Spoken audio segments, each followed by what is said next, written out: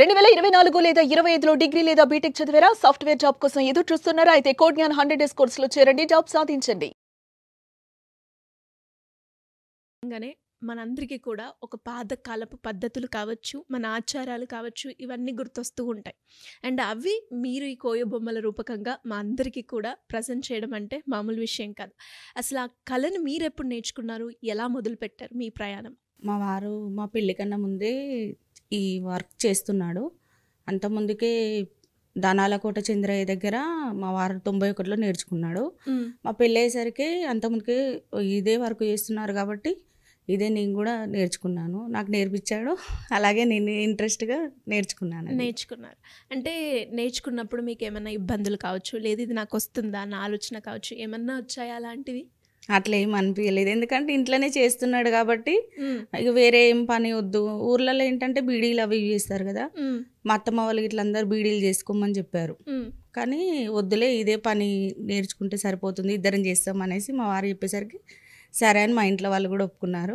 నేను కంటిన్యూగా ఇదే చేసిన. ఓకే. అంటే ఇప్పటి వరకు మీరు మీ చేత్తో ఎన్ని బొమ్మల వరకు తయారు చేసి ఉంటారు? అది లెక్కనే లేదు మేడం. లెక్కనే లేదంటారా? అంటే ఈ బొమ్మలలో మనము మాకు ఈ రకంగా కావాలి, ఈ స్టోరీ కావాలి, మహాభారతం అంటారు, రామాయణం అని చెప్తూ ఉంటారు, పెళ్ళిళ్ళకు కూడా మనకి ఈ బొమ్మల్ని కూడా యూజ్ చేస్తూ ఉంటారు. కాబట్టి అలా అంటే ఎలా మీకు గుర్తుంటుంది? ఎలా రిజిస్టర్ చేసుకుంటారు? మాకు ఈ స్టోరీ ఇలా కావాలి అని ఎప్పుడైతే ఎవరైనా కూడా వచ్చి చెప్పేటప్పుడు ఎలా రిజిస్టర్ చేసుకుంటారు? వాళ్ళు మేము పెళ్ళికి ఇప్పుడు మామూలుగా రాధాకృష్ణులు అని చెప్పారనుకోండి, ఎందుకంటే మేము అది చేయితోనే చేస్తాం కాబట్టి మా మైండ్లో అలాగే ఉంటుంది. వాళ్ళు ఈ విధంగా అనేసరికి సరే చేసేస్తామని చెప్పేస్తాం. ఓకే. అంటే అప్పుడేమి అంటే మనకి కొన్నిసార్లు ఇలా చెప్పారు, ఇలానే కాదా అన్న డౌట్స్ కూడా వస్తూ ఉంటాయి కదా. సో అలా అంటే ఇప్పుడు మీరు మనం కంప్యూటర్లో సేవ్ చేసుకుంటాం, ఈ మోడల్లో కావాలి, 3Dలో ఇలా కావాలి అని పిక్చర్ చూపిస్తూ ఉంటారు. కానీ అలా ఓవరాల్గా చెప్పినప్పుడు ఇలా అని మీకు ఎలా అర్థమవుతుంది అని అంటున్నాను. మా మైండ్లో ఉంటుంది కదా మేడం, అదే వచ్చేస్తుంది. కాకపోతే ఏంటిదంటే మా దగ్గర ఆల్రెడీ ఈ ఫోటో మేము చేసింది ఇట్లా ఉంది, ఒకసారి చూడండి అని మేము వాళ్ళకు వాట్సాప్ పెడతాం. సేమ్ ఇట్లా కావాలి అనుకుంటే ఆ విధంగా, లేదు మీరు చేసినట్టే చేయండి, దాన్ని కొంచెం డిజైన్ చేంజ్ చేయండి అని కస్టమర్ చెప్తే ఆ విధంగా అయినా చేసి ఇచ్చేస్తాం. అండ్ అలాగే చాలా వరకు కోయ బొమ్మల్లో మనం చూస్తే రెడ్ కలర్ని ఎక్కువగా ప్రిఫర్ చేస్తూ ఉంటారు. అంటే ఆ రెడ్ కలర్ ప్రిఫర్ చేయడానికి రీజన్ ఏంటండి? కలర్ఫుల్గా ఉంటుందని. మళ్ళీ మేము వాడేటివన్నీ పౌడర్ కలర్ వాడతాము. ఎల్లో కలర్ ఎక్కువ కస్టమర్ ఎక్కువగా తీసుకుంటారు. ఎల్లో కలరు అది చూడడానికి బాగుంటుంది.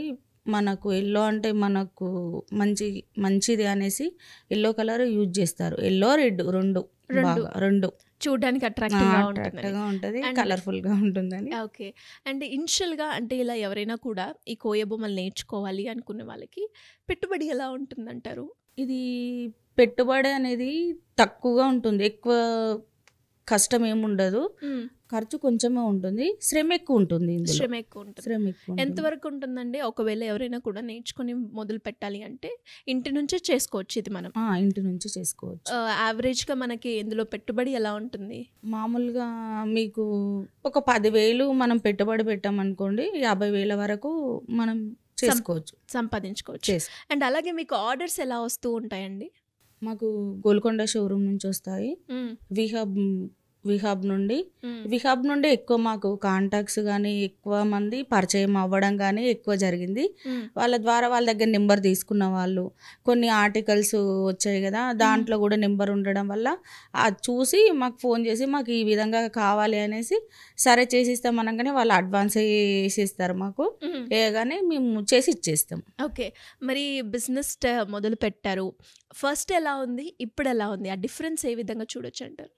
అప్పుడు స్టార్టింగ్లో అంటే నెలకు 5,000 వరకు అట్లా వచ్చేది, చాలా ఇబ్బందిగా అనిపించేది. కానీ ఇక ఎక్కువ మన తెలంగాణ వచ్చిన తర్వాత ఏంటంటే మన తెలంగాణలో ఉన్నాయి ఎక్కువ తెలియాలి మార్కెటింగ్ అనేసి ఎక్కువ కొనుక్కోవడం జరిగింది. మాస్క్ పెళ్లి కూతురు పెళ్లి కొడుకు రిటర్న్ గిఫ్ట్ ఇవ్వడానికి, ఇట్లా గొల్లబామలు బొమ్మలు చేయించుకొని రిటర్న్ గిఫ్ట్కి ఇవ్వడానికి ఈ బొమ్మలలోనే దశావతారాలని 10 అవి చేయించుకున్నారు. ఓకే. చాలా మంది చాలా రకాలుగా ఏంటంటే ఇవి చేసుకోవాలి, ఇవి చేయితోని చేస్తున్నారు కదా, దీన్ని మన దగ్గర మన తెలంగాణలో ఉంది కాబట్టి తీసుకోవాలని ఎక్కువ వస్తున్నారు ముందుకు. ఓకే. ఎన్ని రకాలుగా మీరు తయారు చేస్తూ ఉంటారు బొమ్మలు? ఒక 50-60 రకాలుగా చేస్తాం. 50-60 ఉమ్. ఈజీగా. అంటే రోజు ఎన్ని చేస్తూ ఉంటారు పర్ డే మీరు బొమ్మలు? రోజు అంటే మాస్కులు వచ్చేసి ఒక 20 చేస్తాము. అంటే 20 కంప్లీట్ కావడానికి వారం పడుతుంది. వారం పడుతుంది. ఎందుకంటే అది ఫస్ట్ అట్లా ప్లెయిన్గా రావడానికి చేసుకోవాలి. ఆ తర్వాత ముక్కు మూతులు అవన్నీ పెట్టుకోవాలి. కాటన్ది క్లాత్ వేయాలి, అది శాండ్ పేపర్ కుట్టాలి, కాటన్ది క్లాత్ వేయాలి, వైట్ పూయాలి, ఆ తర్వాత కలర్స్ వేయాలి. సో ఎంత అంటే ఒక్క బొమ్మ తయారు చేయడానికి మినిమం ఎంత సమయం పడుతుందండి? ఒక 10 బొమ్మలు రెడీ కావాలంటే వారం పడుతుంది మేడం.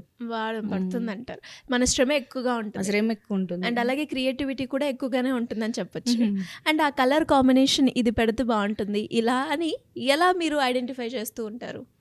అంటే మేము కలర్లు అది వేస్తూ ఉంటాం కాబట్టి దీనికి కలర్ సెట్ అవుతుంది, ఇది దీనికి సెట్ అవుతుంది అని మాకు తెలిసిపోతుంది, అట్లా వేసేస్తాం. ఎస్, ఇది కూడా ఎందుకు అడిగానంటే చాలా మంది కూడా మహిళలు ఏదైనా ఒకటి చేద్దాము అంటే ఇది నేను చేయగలనా, ఇప్పుడు మనం చేస్తుంటేనే మనకి ఐడియా వస్తూ ఉంటుంది. మీరు ఎక్కడి వరకు చదువుకున్నారు మేడం? నేనేం చదువుకోలేదు. ఏం చదువుకోలేదు. సో మీరు స్టార్ట్ చేశారు. స్టార్ట్ చేసినప్పుడు మీకు ఇనిషియల్గా 5,000 వచ్చింది అని చెప్తున్నారు. ఇప్పుడు ఎలా ఉంది ఆ మార్కెట్? ఇప్పుడు ఒక 1,00,000 రూపాయల వరకు వస్తుంది, సంపాదిస్తున్నారు. గ్రేట్. అండ్ అలాగే ఇప్పుడు అందరూ కూడా బిజినెస్ పరంగా డిజిటల్ ప్లాట్ఫామ్స్ని ఎక్కువగా యూజ్ చేస్తూ ఉన్నారు కాబట్టి మీరు దాన్ని ఎలా యూజ్ చేస్తున్నారండి? మార్కెటింగ్ అనేది ఇప్పుడు మాకు ఎక్కువగా ఫోన్ల నుంచే వస్తుంది మేడం. ఫోన్ల నుంచి ఎక్కువగా వస్తుంది. గవర్నమెంట్ వచ్చేటి అన్నీ మాకు షోరూమ్ ద్వారా వస్తాయి. ఓకే. గోల్కొండ షోరూమ్ ద్వారా వాళ్ళే వస్తాయి.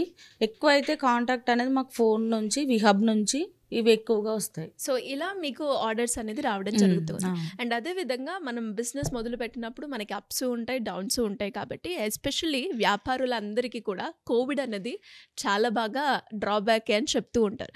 ఆ టైంలో ఎలా ఉండేది ఈ కోయల బొమ్మల బిజినెస్?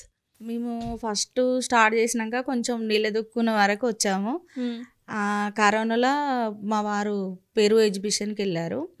అక్కడ ఒక 8 లక్షల స్టాక్ వరకు అక్కడ బాగా సేల్ అవుతాయి కదా అనేసి తీసుకెళ్లారు. తీసుకెళ్ళిన తర్వాత ఒక హాఫ్ డే పెట్టిండు అక్కడ. పెట్టగానే కరోనా స్టార్ట్ అయింది, అన్ని బంద్ చేస్తున్నారు అని చెప్పేసరికి స్టాక్ అంతా తీసుకొని వస్తుంటే మధ్యలోనే పనామాలనే పోయింది, అంత 8 లక్షల స్టాక్ పోయింది. అక్కడ 3 రోజులు ఉన్నారు. 3 రోజులు ఉన్న తర్వాత కేటీఆర్ సార్ దగ్గరికి మేము మన తెలంగాణ నుంచి 5 పోయారు అంతే.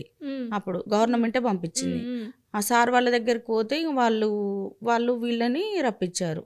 రప్పించిన తర్వాత ఏమైందంటే 4 రోజులు ఇంట్లోనే ఉండమని చెప్పారు. ఇక అసలు అయితే భరించలేని బాధ అది. నిజంగా స్టాక్ పోయింది. మేము వేరే వాళ్ళ దగ్గర కొనుక్కోవాలంటే కొన్ని డబ్బులు ఇట్లా తెచ్చుకున్నాం కదా, వీళ్ళకి ఏం జరుగుతుందో ఏమో అనేసి వాళ్ళు ఫోన్ చేసి డబ్బులు అడగడం కొంచెం చాలా ఇబ్బంది అయింది అప్పుడు. ఎలా బయటకు వచ్చారు మరి? 8 లక్షలు అంటే మామూలు విషయం కాదు. అంత డబ్బులు, అసలు మనకి తెలియని ఊరు, అక్కడికి వెళ్ళడం, ఇలా సడన్గా కోవిడ్ రావడం, ఎలా ముందుకు వచ్చారండి? అయితే మా వారు అక్కడి నుంచి వచ్చారు. వచ్చిన తర్వాత ఒక 20 రోజుల దాకా చాలా మాకు ఇబ్బంది అయింది. ఇంట్లో నుంచి బయటికి వెళ్ళొద్దని చెప్పడము, డాక్టర్స్, పోలీసులు వీళ్ళందరూ రావడం పోవడం, అసలు బయటికి మీరు రావద్దు అనడం, చుట్టుముట్టు వాళ్ళు చూసే విధానం అసలు భరించలేని బాధ అనిపించింది అప్పుడు. ఆ తర్వాత ఒక 20 రోజులు అయింది. 20 రోజుల తర్వాత మాకు విహబ్ నుంచి కాల్ వచ్చింది.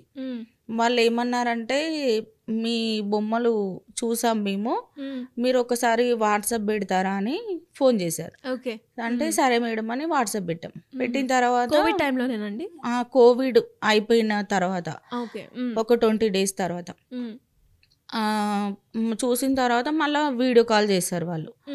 అయితే చూపించమని చెప్పారు. చూపించిన తర్వాత అప్పుడు దీప్తి మేడం ఉండే, చూసారు. చూసి సరే బాగుంది, మేము తీసుకుంటాం, మీరు ఇంట్లో చేరుతారా అని చెప్పారు. అంటే మీరు వస్తారా ఇక్కడికి అంటే సరే మేడం వస్తాం, మనకు వచ్చిన అవకాశం వదులుకోవద్దు కదా, వస్తామని చెప్పాము. వెళ్ళిన తర్వాత మామూలుగా కొన్ని తీసుకొని రమ్మని చెప్పారు. చూపించాను, ఇట్లున్నాయి మేడం, ఇట్లా మేము చేస్తాం, ఇట్లా చేయితో చేస్తామంటే వాళ్ళు అన్నారు, చాలా బాగుంది.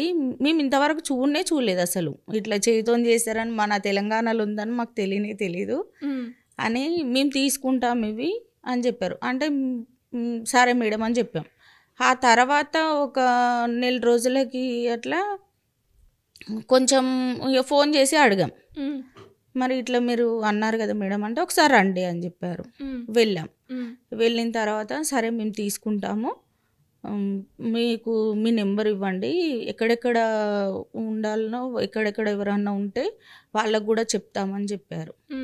అట్లే కాంటాక్ట్లు అనేది పెరిగింది. ఆ తర్వాత మా వారికి కొంచెం యాక్సిడెంట్ అయినుండే, అప్పుడు కూడా మేము చాలా ఇబ్బంది. దాని తర్వాత అది పోగానే మా వారికి అట్లా అయింది. కాగానే ఇట్లా మాకు పరిస్థితి చాలా ఇదిగా ఉంది మేడం అని అంటే, వెంటనే మీరు తీసుకొని రండి స్టాకు, నేను తీసుకుంటాం, మీ దగ్గర ఎంత ఉందో అంత అని చెప్పారు. అంటే సరే అని తీసుకెళ్ళాం. తీసుకెళ్ళిన తర్వాత తీసుకున్నారు. ఒక 2 లక్షల వరకు స్టాక్ తీసుకున్నారు. అప్పుడు విహబ్కు వెళ్ళిన తర్వాతే మళ్ళీ నిలదొక్కుకోగలిగాం. సూపర్. అండ్ మీకు వచ్చిన ఫస్ట్ ఆర్డర్ కావచ్చు, లేదు అంటే చాలా పెద్ద ఆర్డర్ అంటే ఏం చెప్తారు? ఎంతవరకు సేల్ చేశారు? మొదటి ఆర్డర్లో ఎంత వచ్చిందండి మీకు ఆర్డర్? నాకు మొదటి ఆర్డర్ అంటే విహబ్ నుంచే వచ్చింది. 1,00,000 రూపాయల ఆర్డర్ వచ్చింది ఫస్ట్. సూపర్. అండ్ అదే విధంగా చాలా పెద్ద ఆర్డర్ ఇప్పటి వరకు 20 సంవత్సరాలు అన్నారు కాబట్టి జర్నీని స్టార్ట్ చేసి మీకు వచ్చిన చాలా పెద్ద ఆర్డర్ అంటే ఎంతవరకు వచ్చిందండి? ఎవరికి చేశారు? మేము విహబ్కు వెళ్ళిన తర్వాత అందరికీ పేరు అవన్నీ తెలిసిన తర్వాత వేరే వాళ్ళ దగ్గర నుంచి మాకు ఒక 4 లక్షల ఆర్డర్ వచ్చింది. వాళ్ళకు చేసి ఇచ్చాం. ఓకే. 4 లక్షల ఆర్డర్ చేయడానికి ఎన్ని రోజులు సమయం పట్టింది? ఎంతమంది చేశారు? వాళ్ళు మాకు ఎక్కువ టైం ఇవ్వలేదు. ఒక నెల 15 రోజులు టైం ఇచ్చారు. ఒక 10 మందిని కలిసి చేసాం. ఓకే. ఇప్పుడు మీతో పాటు ఎంతమంది చేస్తూ ఉంటారండి? మాతో పాటు ఇంకొక 10 మంది ఉన్నారు. ఇంకో 10 మంది. ఓకే. నెలకి కూడా అంటే మీరు సరిపడాలి అనుకుంటే మనకి ఇందులో ఆదాయము వస్తుంది అని చెప్పారు కాబట్టి, అలా ఎవరైనా కూడా మహిళలు మీరు వర్క్షాప్స్ కూడా కండక్ట్ చేస్తూ ఉన్నారు అని విన్నాను. ఎలా అటెండ్ అయ్యే ఛాన్స్ ఉందంటారు? అంటే దాంతోపాటు ఇప్పటి వరకు మీరు ఆన్లైన్లో ఎవరెవరికి నేర్పించారు? ఆన్లైన్లో అంటే మేము బయట కంట్రీస్ కూడా ఆన్లైన్లో వర్క్షాప్ చేస్తారా అని చెప్పారు. చేస్తామని చెప్పాము. ఓకే. అక్కడ వర్క్షాప్ చేసాం. ఎన్ని డేస్ ఉంటుందండి వర్క్షాప్? అంటే వాళ్ళు ఇప్పుడు హాలిడేస్ ఉంటాయి కదా, వాళ్ళకి హాలిడేస్ ఉన్నప్పుడు ఇట్లా 10 days అని, ఒకరు 5 రోజులని, ఇట్లా ఒక 3 రోజులు అని పెడతారు. మళ్ళీ అదే కాకుండా మేము వర్క్షాప్లు అనేది ఇందిరాగాంధీ కళాకేంద్రంలో చేసాం. నేషనల్ ఇందిరాగాంధీ కళాకేంద్రంలో ఢిల్లీలో. అది 3 నెలలు ఢిల్లీలో ఉండి రెడ్ ఫోర్ట్లో వర్క్షాప్ చేసి పెట్టాము. అక్కడ మా పేర్లు కూడా అది రెడ్ ఫోర్ట్ ఉన్నంత వరకు అనేసి అక్కడ వేసేసారు మా పేర్లు కూడా. మా పాప కూడా వచ్చింది. 3 నెలలు గంగాదేవి కాటం రాజు అని 52 బొమ్మల సెట్ ఉంటుంది, అక్కడే ఉండి చేసాం. ఓకే. లలిత కళా అకాడమీ వాళ్ళది వర్క్షాప్లు కూడా చేస్తాం చాలా చోట్ల. అక్కడికి మా వారు మెక్సికో వెళ్ళారు, దాని ద్వారా మాస్కులది వర్క్షాప్ చేయడానికి వెళ్ళారు. ఓకే. ఢిల్లీలో వర్క్షాప్ చేసాం. నాగ్పూర్ ఉంది ఒక సంస్థ, అక్కడ కూడా మేము చాలా చోట్ల వర్క్షాప్ చేసాం. ఓకే. నాగ్పూర్, బొంబాయి, బెంగళూరు, కలకత్తా, లక్నో. నైస్. ఎంతమంది మీకు స్టూడెంట్స్ అయ్యారు? ఆల్మోస్ట్ ఒక 1500 అనుకోవచ్చా అప్రాక్సిమేట్ గా? 1500 మందికి నేర్పించారు కాబట్టి. అండ్ ఇది నేర్చుకోవడానికి ఇది అందరికి వస్తుందంటారా ఈ కళ నేర్చుకుంటే? వాళ్ళ ఇంట్రెస్ట్ని బట్టి.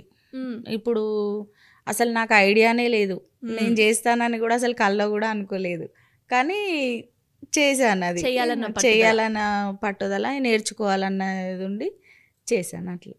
సూపర్ అండి. అంటే ఏదైనా కావచ్చు, అందులో నష్టం వచ్చినా కూడా ఇంకా మనం చెయ్యాలి, ఒకసారి దిగాము అంటే ముందుకు వెళ్ళాల్సిందే అంటారు. గ్రేట్ అండి మంగా గారు. Thank you so much. Thank you.